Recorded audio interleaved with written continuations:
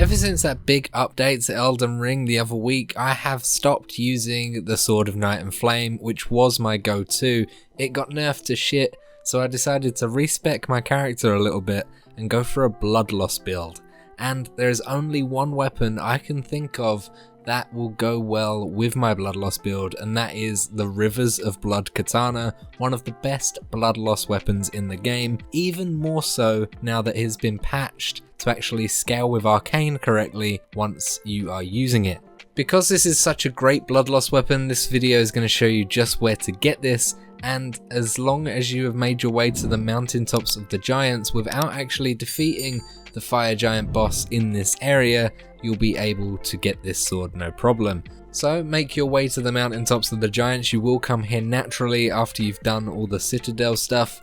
You'll head to this location, make your way through the mountaintops of the giants until you come to a site of grace called the Giant's Gravestone, and here you will be able to travel southwest, and you'll see on the map there is a small church. This church is the Church of Repose, and you're going to want to head here before you defeated the fire giant, because otherwise you won't get invaded by the enemy that you need to be invaded by. This is an AI called Bloodyfinger Akina, and he is actually using the Rivers of Blood Katana, and once you defeat this invader, you will actually get your hands on this weapon itself.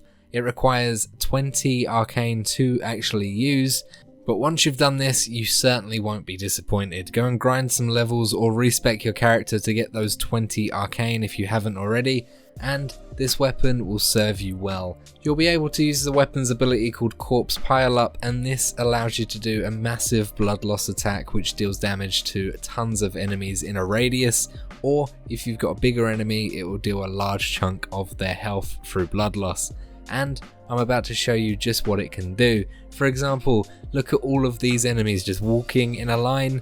Just use that Corpse Pile Up and it will destroy them, no problem. This is a non-upgraded weapon. Once you upgrade it with somber smithing stones, it becomes even more powerful, and trust me, it works amazingly well. And if you have an even higher arcane than 20 and you just keep going for arcane, then because your Rivers of Blood Katana now scales correctly after the big patch that they did, you'll have a weapon that deals even more damage.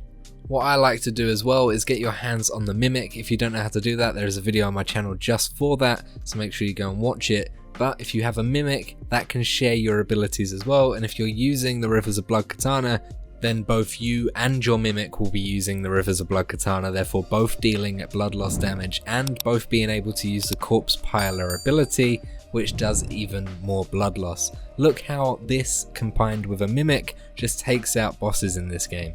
It just destroys them, deals tons of damage, and you can bring them down in no time at all. So let me know what you think of this weapon down below in the comments, guys. A nice and quick video for you, but I hope this helped if you are looking for a good weapon for your blood loss build. Thank you so much for watching. I'll see you in the next video. Goodbye.